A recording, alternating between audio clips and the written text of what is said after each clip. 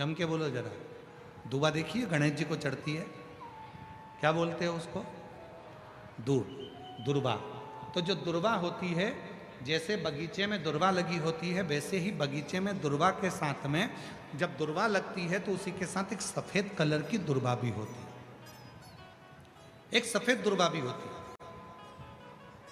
यदि शरीर में कोई चर्म का रोग हो गया, कहीं घाव पड़ गया, वो सूख नहीं रहा, कोई चमड़ी का रोग पड़ जाता है, कोई चर्म रोग पड़ जाता है, तो भगवान शंकर को सोमवार की अष्टमी के दिन दुर्वा चढ़ाई जाती है।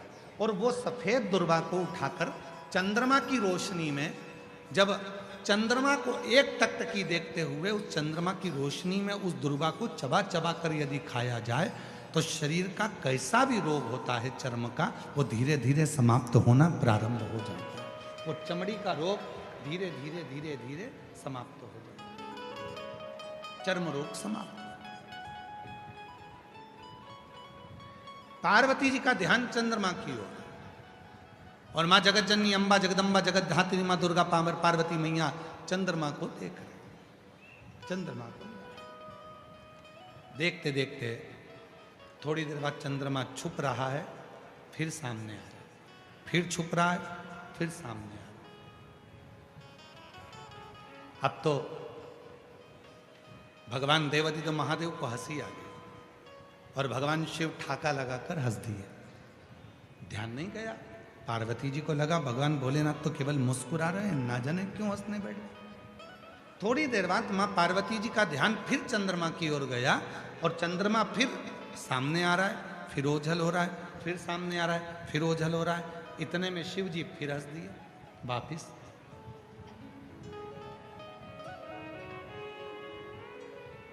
भगवान शंकर फिर मुस्कुरा दिए। पार्वती जी से अब रहा नहीं गया और माता पार्वती जी ने पूछा, बाबा एक बात कहेंगे प्रभु? शिव जी ने पूछा, क्या?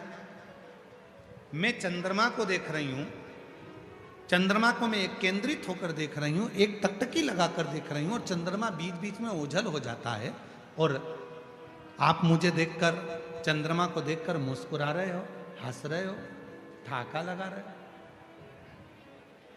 शिव जी ने कहा, पार्वती मेरे हंसने का केवल एक कारण है, ये चंद्रमा जिसको तू देख रही है और जो ओझल हो रहा है, ये चंद्रमा ओझल नहीं होता, पर इस चंद्रमा के भीतर थोड़ा सा अभिमान प्रकट हो गया। इस चंद्रमा के भीतर थोड़ी सी अभिमत्ता प्रकट हो गई, और वो अभिमान, वो अभिमत्ता कोई साधारण नहीं है। तो पार्वती जी ने कहा, आप तो सबके मन की बात को जानते हो, आपको तो लोग मनसा महादेव कहते हैं। शिव जी का एक नाम है मनसा महादेव। जम के बोलो, कौन सा नाम है? मनसा महादेव।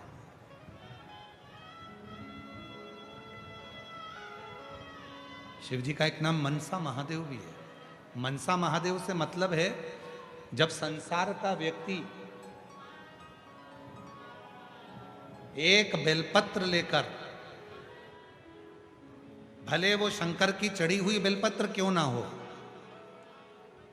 घर से लाई हुई बेलपत्र क्यों ना हो, जब कोई संसार का व्यक्ति एक बेलपत्र को भगवान शंकर के सामने लेकर जाता है और उस बेलपत्र को जब शिव जी को समर्पित करता है, तो उसके समर्पण करने के समय पर जितनी देर वो बेलपत्र को मंदिर में लेकर गया, मंदिर से शिवलिंग पर जितनी देर में वो समर्पित करता है, उतनी देर में उसके मन के अंदर जो बात चलती रहती है, भगवान शंकर उसके मन की बात को स्वीकार कर कर बेलपत्र चढ़ते से ही उसकी बात को स्वीकृत करके उसकी झोली भरना प्रारंभ कर देते हैं। उसको मनसा महादेव कहते हैं।